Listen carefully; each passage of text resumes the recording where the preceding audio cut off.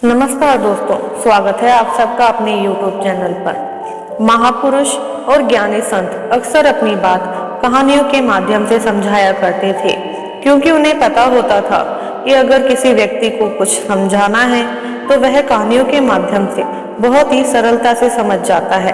अगर किसी व्यक्ति को ऐसे ही कुछ भी ज्ञान की बातें बता दी जाती हैं तो वह अक्सर भूल जाता है, लेकिन कहानियों के माध्यम से समझी गई बातें अक्सर मनुष्य के मन मस्तिष्क में बैठ जाती हैं और वह उसे हमेशा याद रखता है।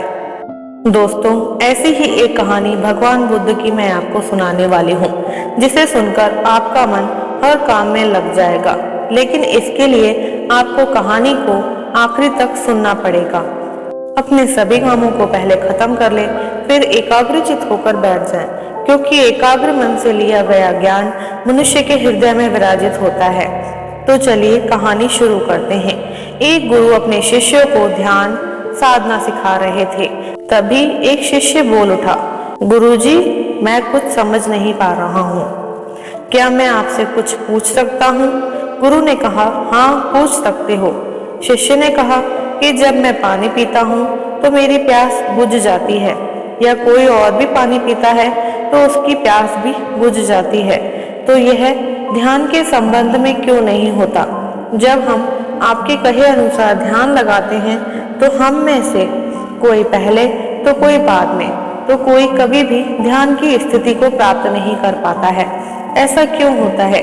जैसे पानी सबकी प्यास बुझाता है, वैसे ही ध्यान में सबका मन एकाग्र क्यों नहीं हो पाता है?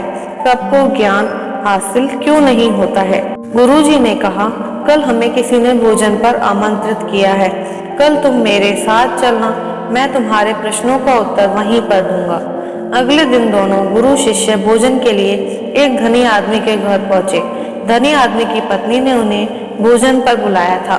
दोनों भोजन करने बैठ गए। उन्हीं के साथ स्त्री का पति भी भोजन करने बैठा हुआ था। जैसे ही उसने भोजन करना शुरू किया, उसने भोजन की थाली को उठाकर नौकरों के मुंह पर फेंका और कहा, कैसा बेस्वादी भोजन बनाया है तुमने, ले जाओ इसे यहाँ से और मेरे लिए दूसरा स्वादिष्ट भोजन बना के लेके आओ। फिर उस स्त्री ने गुरु और शिष्य से क्षमा मांगी और उन्हें भोजन परोसने लगी। दोनों ने भोजन किया, लेकिन गुरु ने अपनी थाली में से 2 रोटियां छोड़ दी और उस स्त्री से कहा कि इन रोटियों को बांधकर मुझे दे देना। उस स्त्री ने दोनों रोटियों को बांधकर गुरुजी को दे दिया। उसके बाद वे दोनों वहां से निकल गए। रास्ते में गुरु ने शिष्य से पूछा, तुम्हें भोजन कैसा लगा? शिष्य ने कहा, भोजन तो स्वादिष्ट था, मुझे तो बहुत पसंद आया, मुझे भोजन करके बहुत अच्छा लगा और इससे मेरा पेट भी भर गया। फिर गुरु ने पूछा, इसमें तुम्हें और अच्छा क्या लगा? तो इस पर शिष्य ने कहा, गुरुजी, इससे ज्यादा क्या अच्छा लग सकता है? भोजन स्वादी था और मेरा पेट भी भर गया और मेरी भूख मिट गई। गुरु ने कहा कि भोजन तो अच्छा था, फिर उस स्त्री के पति को भोजन पसंद क्यों नहीं आया? भोजन तो एक ही था, तुम्हें तो पसंद आया, लेकिन उसे पसंद क्यों नहीं आया? शिष्य ने कहा, हाँ गुरुजी, यह बात मुझे समझ नहीं आई। गुरु ने कहा, तुम मेरे साथ आगे चलते रहो। फिर दोनों गुरु शिष्य मार्ग में आगे बढ़ने लगे।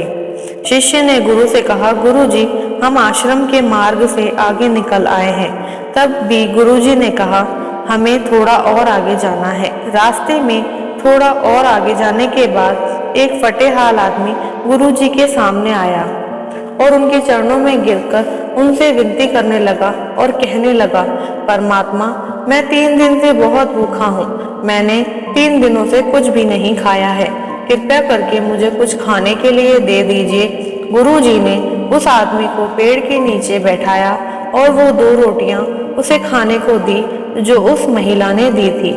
रोटियों को देखते ही गरीब आदमी की आंखों में आंसू आने लगे। वह रोटी खाता जा रहा था और उसकी आंखों से आंसू बहते जा रहे थे। वह रोटी खाते खाते हाथ हिलाकर उस परमपिता परमात्मा को शुक्रिया किए जा रहा था कि उसने रोटियां देकर जीवन अमृत दे दिया है। रोटियां खाने के बाद वह गुरुजी का धन्यवाद करने लगा कि उन्होंने उसे खाने के लिए रोटियां दी। गुरुजी ने उस आदमी से पूछा, रोटियों का स्वाद कैसा था? तो इस पर उस आदमी ने कहा, रोटियों में स्वाद क्या, उनमें तो जीवन था, प्राण शक्ति थी। मेरे लिए तो वह अमृत समान थी। और यह कहकर वह आदमी वहां से चला गया। तब गुरु ने शिष्य से कहा, भोजन वही था, लेकिन उस धनी आदमी को उस भोजन में बिल्कुल भी स्वाद नहीं आया। तुम्हें उस भोजन में स्वाद आया, लेकिन वही भोजन इस भूखे आदमी के लिए अमृत समान था। उसे इस भोजन में जीवन रूपी परमात्मा नजर आया। भोजन वही था, लेकिन भोजन को पाने की लालसा प्रत्येक व्यक्ति की भिन्न थी। अमीर व्यक्ति को वह भोजन रोज मिलता था, तो उसमें उसे पाने की लालसा नहीं थी, इसलिए उसे भोजन में कोई स्वाद नहीं आया। इसके विपरीत जो भूखा व्यक्ति जिसने 3 दिनों से भोजन नहीं किया था, वह उसके लिए अमृत समान था। ध्यान को मन में एकाग्रचित कर पाना भी इसी समान है। ध्यान को पाने की भूख जिसमें अधिक होती है, वह ही उसमें प्रवेश कर पाता है। शिष्य को उसके सभी प्रश्नों का उत्तर मिल गया। वह समझ गया था कि कुछ भी प्राप्त करने के लिए मनुष्य में उसके लिए प्राप्ति का भाव होना आवश्यक है। दोस्तों, अगर आपको कहानी अच्छी लगी हो तो वीडियो को लाइक करना ना भूलें और चैनल को जरूर सब्सक्राइब करें। मिलते हैं दोस्तों एक और नई वीडियो के साथ। तब तक के लिए खुश रहिए, मुस्कुराते रहिए।